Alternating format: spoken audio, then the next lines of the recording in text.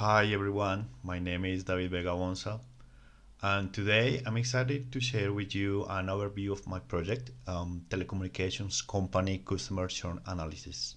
Um, and this presentation will start with the project topic, next the data used for the project, the exploratory data analysis.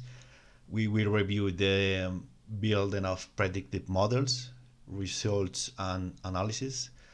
We will see a demo and finally conclusions. So let's go. The problem we aim to solve is how to identify customers who are likely to leave the service telecom provider. This issue affects revenue loss prevention as losing customers affects a company's revenue, customer retention as retaining customers is more cost effective than acquiring new ones, competitive edge. Understanding some reasons helps improve services and stay ahead of competitors, customer satisfaction, marketing optimization, and product development. Finding these insights from churn analysis lets understand how can products and services may improve. So the main goal of this project is to develop predictive models that can accurately identify potential churners and provide insights to help telecom companies to retain their customers for a much longer. We will start by reviewing the dataset used for this project. This dataset is called Telco Customer Churn, focused on customer retention programs. This dataset was downloaded from the kgold.com website and its purpose is to predict customer retention behavior. With it, all relevant customer data can be analyzed and specific customer retention programs can be developed. So this dataset has 21 variables with each row representing a customer. Each column contains customer attributes and includes information about customers who left within the last month. The column is called Churn and it's highlighted in green and it is our target prediction variable. Service that each customer has signed up, for example, phone, multiple lines, internet, online security, online backup, device protection, tech support, and streaming TV and movies. Customer account information, how long they had been a customer, contract info, payment methods, paperless billing, monthly charge, total charge, and also demographic info about customers. Tenure, monthly charge, and total charge are numerical variables and are highlighted in yellow. All the rest are categorical variables as it is described in the table. Well, about data cleaning, I started reading the dataset, understanding the shape. As you can see, we initially have a shape of 7,043 records and 21 columns, 3 numerical columns and 60 categorical columns. I also found no missing or duplicated values. I had to develop 3 tasks for data cleaning. The first one was to drop the customer ID column because it does not provide any value for the statistical analysis. The second one was to convert the string values of the column churn from yes or not to 1 or 0 respectively. And finally, I found some blank strings in the column total charge that was originally an object data type. Then it was necessary to update those values and I did it with the value of the monthly charge of the customers. In conclusion, I also had to update the data type to numeric as a float value. Now let's talk about the data and the relationship of their variables.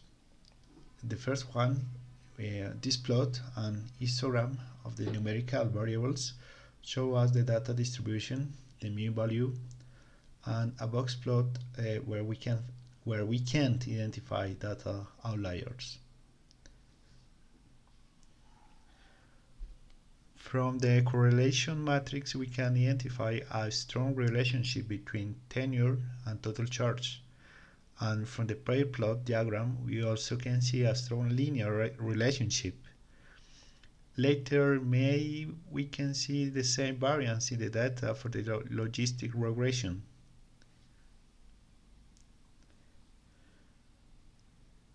This plot shows us the percentage of short net customers by attributes as contract type, payment methods, online security, and tech support. Finally, let's see a review of the relationships between the categorical data. We can see how the payments methods by paycheck have a strong coincidence with the contract type month to month, uh, non-line security service, and no tech support. All these give us some insight for further analysis. About the model building approach, I started with the data preparation. Next, we partition the dataset into train and test. Build the model. In my case, I started with an logistic regression model. Then we can feed the model on the training data. If it's possible to tune the model, so I did it. We can test the model on test data. And finally gather some metrics performance of the models. For the decision tree and random forest model, I implemented a hyperparameter tuning that let me achieve some better results, as we will see in the demo next. Demo time. Well, let's start the demo looking for the clearing all the outputs and running all the notebook. And we will have a fast review about the topic that we already reviewed before, the data. As we can see in the video presentation, we start import the necessary libraries, and data overview, where we also read the data and check some values of the data, to check the info data. We also set the categorical and numerical variables, the data cleaning, as I explained it before.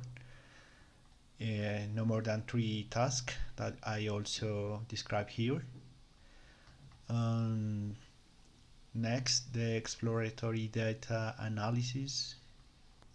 We start with model logistic regression and typical implementation. We did it with setting the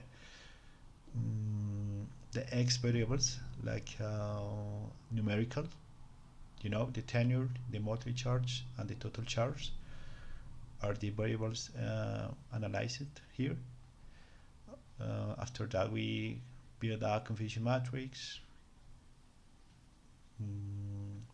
We can see that we achieved a good accuracy for this model, but also an AUC value very good. Well, about the random forest classifier hyperparameter tuning, after many iterations, I found the best estimator with this combination of params, and the results come here.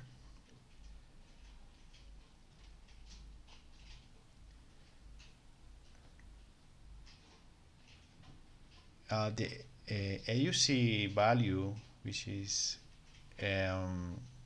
close to 82%, it's considered a good performance value, but also the metrics as precision, recall, and accuracy get some good values.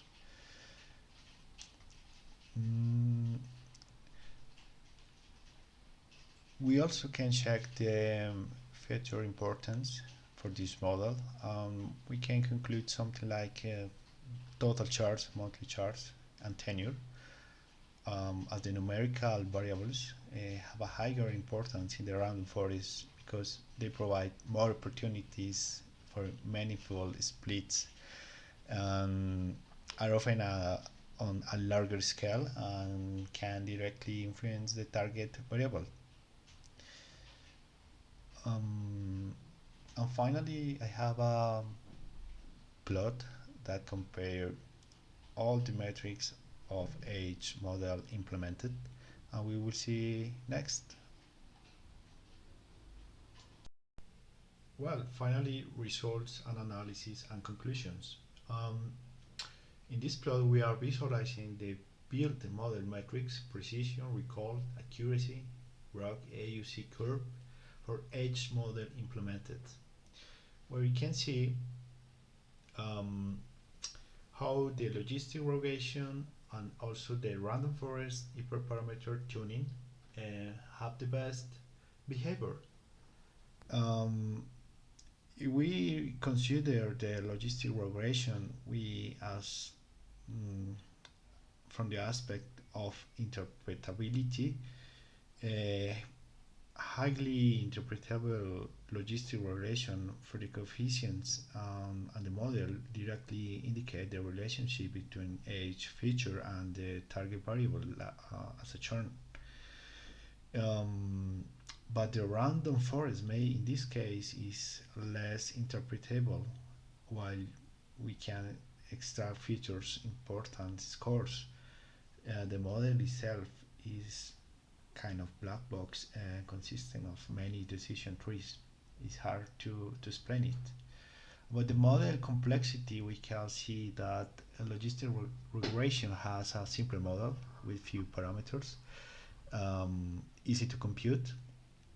But the random forest, maybe it's more complex with many decision trees, larger forest.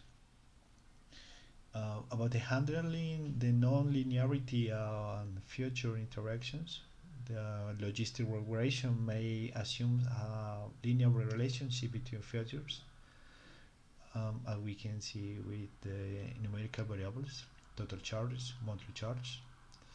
But the random forest naturally handles non-linear relationships and features interactions without explicit featuring engineering.